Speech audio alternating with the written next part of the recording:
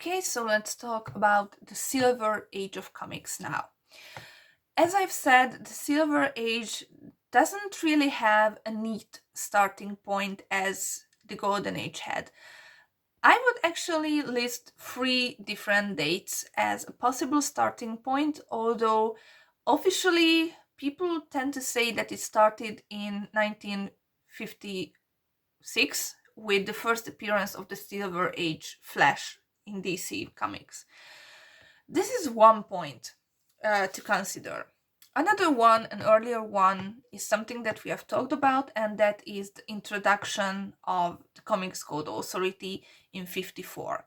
I would say that this is more important than the appearance of Flash, because the introduction of the Comics Code Authority actually redrew the whole rule book of American comics at the time. As we have discussed it caused several comic book publishers to go bankrupt.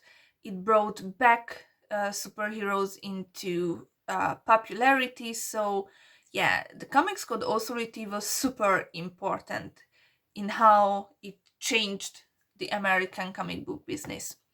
And the fourth date is actually already in the 60s, it's 61, and that is the publication of the first Fantastic Four story. I would put it there as a starting point of the Silver Age because the early 60s Marvel comics were the staple, were the prototypical Silver Age comic book stories.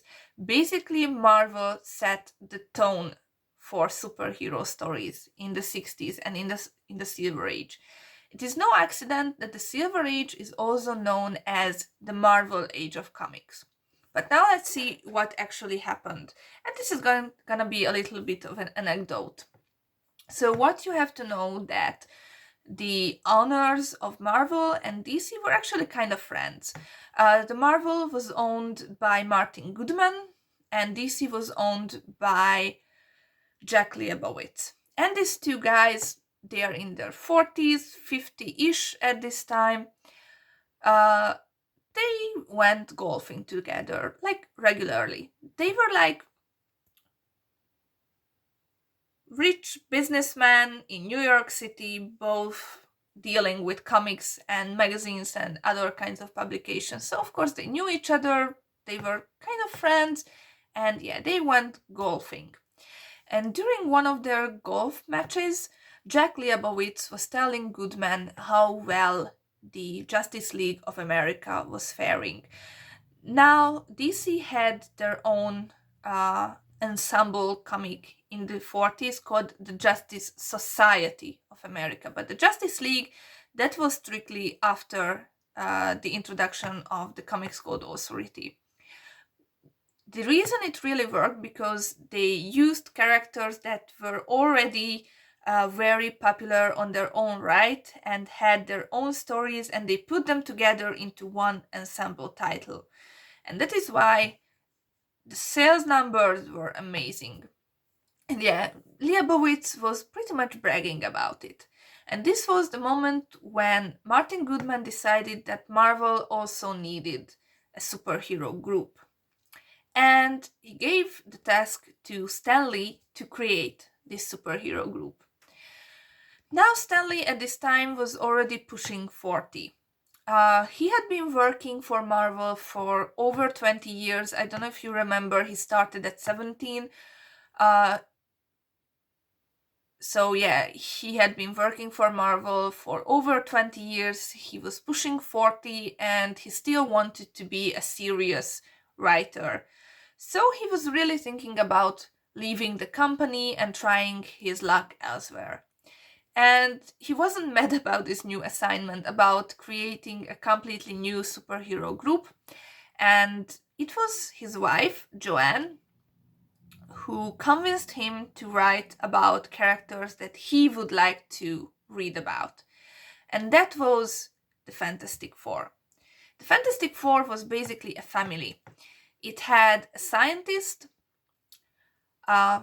Reed Richards, his fiancée, Sue Storm, Sue's little brother, the hot-headed Johnny, and Ben Grimm, a pilot who worked together with Reed. What made them unique and what really set the tone for the Silver Age, that they were imperfect. They had character flaws. They were stubborn and quick to anger, shy.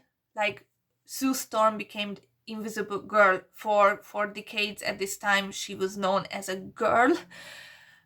Even when she got married and had kids, she was known as Invisible Girl for a long time. She was shy. She was a shy woman, and that's why she was invisible, basically. Even Ben Grimm, who was later known as the Thing, and he looked like a big boulder, orange boulder, after his transformation, he was even described as not really a good guy. He was quick-tempered and rude, and something fundamentally different than what superheroes tended to be until then. And beyond their character flaws, they also had everyday problems. Like, okay, can I pay the rent on time? They had problems with rent and like getting an appointment at the hairdresser. So they were so much closer to everyday people than the superheroes of the Golden Age. And it made them super popular. And once again, basically, the Fantastic Four set the tone for the whole 60s and reinvented the whole superhero genre. As for, okay, so yeah, we have the Fantastic Four, and after their success, Stan Lee kept coming up with more and more new ideas. Basically, most of Marvel's big names originate from the early 60s and from Stan Lee. I mean, the X-Men, which was first published in 63, the Avengers, 63. The different characters within the Avengers were introduced in different anthology series around this time. Thor, Iron Man, the Hulk, all created by Stan Lee. Spider-Man was created in 62. So yeah, most of Marvel's big names come from this era. And most of them were also drawn by Jack Kirby. And I'm going to talk a bit about Stan Lee's and Kirby's cooperation in a moment. But first, how did these publications look like? They are still very cheap, still very much easily available, although yeah, comic books lost most of their mainstream status after the Second World War, but superheroes are getting kind of more popular once again. There are still anthology titles, but single story issues are becoming more and more popular too, along with shorter issues. So the 20-30 pages long issues are becoming standard slowly. Comics are still cheap and still mostly bad quality, meaning on bad paper with bad printing. But yeah, it's kind of popular still. What else I wanted to say about this? Yeah, basically, yeah. Okay, I mentioned that I'm going to talk a little bit about the collaboration between Stan Lee and Jack Kirby, because they actually invented a comic book creation method that is still sometimes used, and this is called the Marvel method. Very simple, the Marvel method. The thing with the Marvel method is that at this time Stan Lee was writing a lot of stories, so he needed a method to do it very quickly and in a very productive way, basically. So what happened? And he had a great partner in this with Jack Kirby, who was a pretty good storyteller on his own right. Now, what happened here is that Stan Lee would actually write a simple plot outline, not broken into pages or panels or anything, just, a couple of sentences, half a page of story of what would happen in the issue. He would give it to Jack Kirby, and Kirby would break it down to panels and pages and action, how it would look on the page.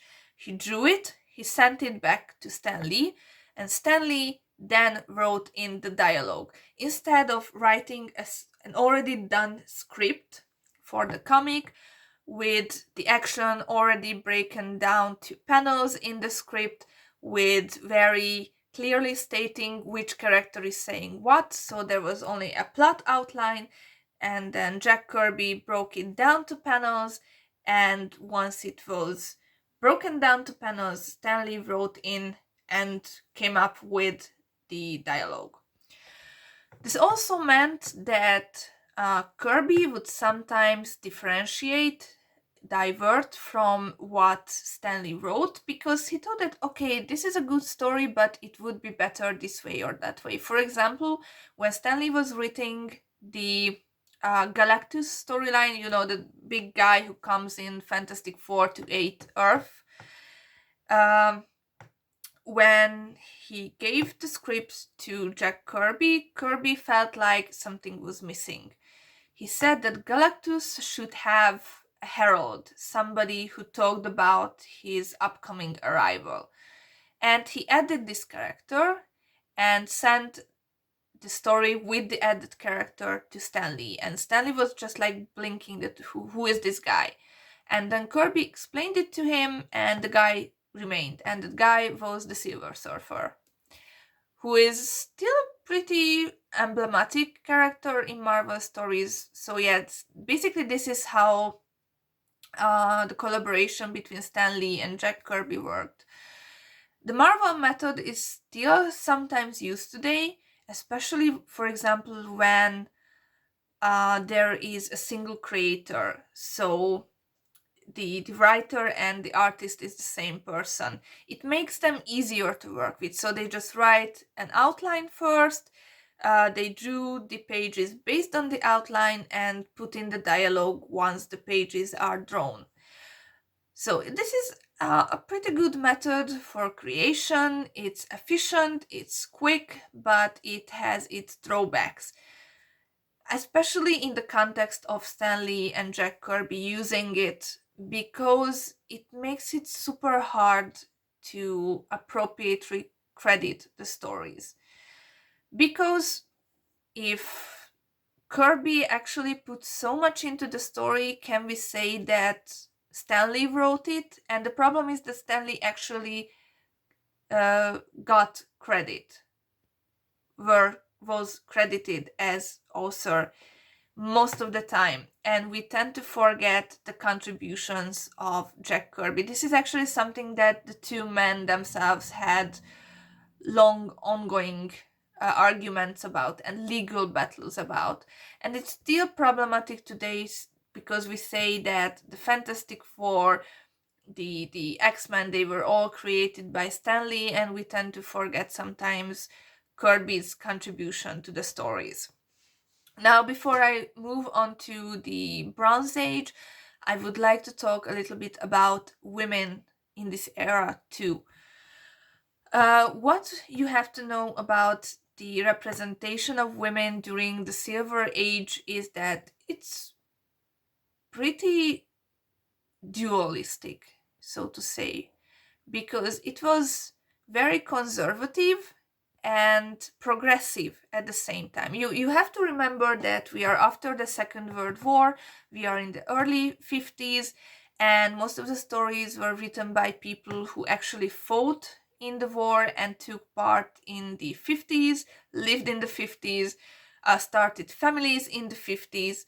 And what you have to know about the 50s America and women, and that it sucked to be a woman, basically. This is the era of the feminine mystique, of the cultural pressure that if you are a woman, you should only find personal fulfillment in being a housewife and being a mother. And it was actually found by Betty Friedan. The Feminine Mystique is her book. If you end up studying feminism, you are going to hear more about that. So it actually caused depression in many women. And yeah, so I'm not going to go deep into that because then this video would be 2 hours long. But the point is that the ideas of the feminine mystique, of personal fulfillment being only found in family and in keeping a house, is there in the comics as well. Because the female characters are most often relegated to traditional feminine roles within a group setting: mother, nurse, cook. For example, just in the early X-Men stories, where of course you had 5 guys and 1 woman, Jean Grey would be seen designing and sewing the group's uniforms, nursing them back to health once they were injured.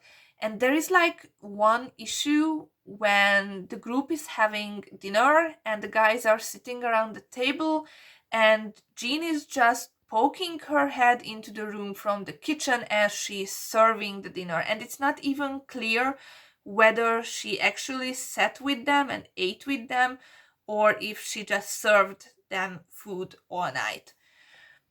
So yeah, that is why it's pretty much very conservative way of representation, but at the same time these female characters also took part in the action of the stories, and they were partners to the man, they were at the same place as the man, and it made the stories actually kind of progressive.